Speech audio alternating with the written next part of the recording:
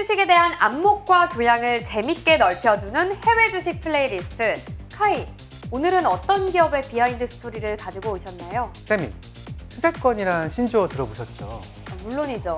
이 역세권처럼 이 집 근처에 걸어서 이용할 수 있는 스타벅스가 있다는 뜻이잖아요. 맞습니다. 스타벅스 생활권을 뜻하는 수세권이란 신조어는 우리나라에서 스타벅스의 위상을 단적으로 보여주는 말인데요. 미국 부동산 시장에도 한국의 수세권과 비슷한 뜻의 프라푸치노 효과라는 말이 있다고 하죠. 오늘 해플리 주제는 바로 이 세계인의 일상생활 깊숙이 들어와 있는 미국의 커피 체인점 스타벅스의 비하인드 스토리입니다. 주제만 들어도 벌써 기대가 되는데요. 스타벅스는 현재 83개여 국에 걸쳐 36,000개에 가까운 매장을 운영 중이고, 또 전 세계 물가를 비교할 때 이 스타벅스 인덱스가 활용될 만큼 전 세계적으로 사랑받는 커피 전문 회사잖아요. 하지만 스타벅스가 처음에는 커피 전문점이 아니라 이 커피 용품과 원두를 파는 곳이었다고 하더라고요. 미국 나스닥에 상장된 스타벅스 하면 하워드 슐츠 CEO가 제일 먼저 떠오르는데요. 사실 스타벅스의 창업자는 따로 있습니다. 샌프란시스코 대학 동창이었던 제리 볼드윈, 고든 보커, 지프 시글, 이 세 명이 스타벅스를 공동 창업했는데요. 허먼 멜빌의 소설 모비딕에 등장하는 고래잡이 배의 1등 항해사이자 커피 애호가인 스타벅에서 이름을 따와 1971년 시애틀의 첫 스타벅스 매장을 오픈합니다. 물론 지금의 스타벅스와는 달리 고급 커피와 원두 장비를 판매하는 소매점이었고, 그럼 우리가 알고 있는 하워드 슐츠는 어떻게 스타벅스의 상징적인 인물이 된 건가요? 하워드 슐츠는 원래 커피 기구 판매 회사에 다니고 있었는데요. 유독 시애틀에 있는 스타벅스 매장에서 커피 추출기의 매출이 높게 나오는 거예요. 그래서 호기심차 갔다가 새 창업자들의 커피에 대한 해박한 지식과 열정에 매료돼 마케팅 매니저로 합류하면서 스타벅스의 본격적인 역사가 시작됩니다. 벌써부터 흥미로운데요. 카이, 그러면 원두와 장비를 판매하던 스타벅스가 어떻게 커피 회사가 된 건가요? 1983년 하워드 슐츠는 이탈리아 밀라노로 출장을 가게 되는데요. 수많은 사람들이 에스프레소 바에서 커피를 마시는 것을 목격하고 영감을 얻게 됩니다. 시애틀로 돌아온 하워드 슐츠는 원두 대신 커피 음료 판매를 건의했으나 경영진이 그 필요성에 공감하지 못하죠. 그래서 그는 결국 스타벅스를 그만두고 1985년 시애틀의 이탈리아어로 신문이란 뜻의 일지오날레라는 에스프레소 바를 열게 되는데요. 하루에 1000명이 다녀갈 만큼 시애틀의 명소로 떠오르면서 2호, 3호 매장이 오픈하게 될 정도로 큰 성공을 거두게 됩니다. 카이, 이야기를 듣다 보니까 스타벅스를 떠나 에스프레소 바를 열었던 하워드 슐츠가 어떻게 다시 스타벅스 CEO로 컴백하게 된 건지도 궁금해지는데요. 어느 날 운명적으로 스타벅스의 경영진들이 스타벅스를 팔 계획이라는 소식이 하워드 슐츠 귀에 들어옵니다.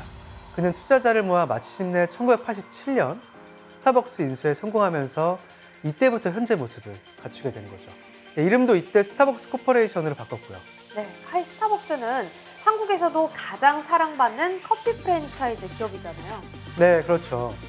북미를 시작으로 일본과 싱가포르에 매장을 열면서 세계로 뻗어가던 스타벅스가 드디어 1999년 2대 1호점을 시작으로 한국에 상륙하게 됩니다.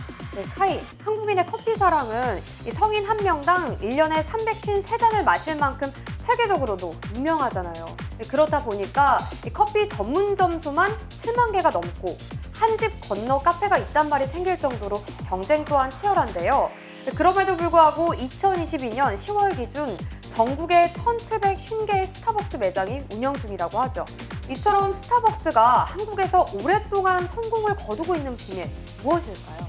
스타벅스가 수많은 충성 고객을 확보하며 한국 시장에 안착할 수 있었던 첫 번째 이유로 서비스의 표준화를 꼽을 수 있는데요.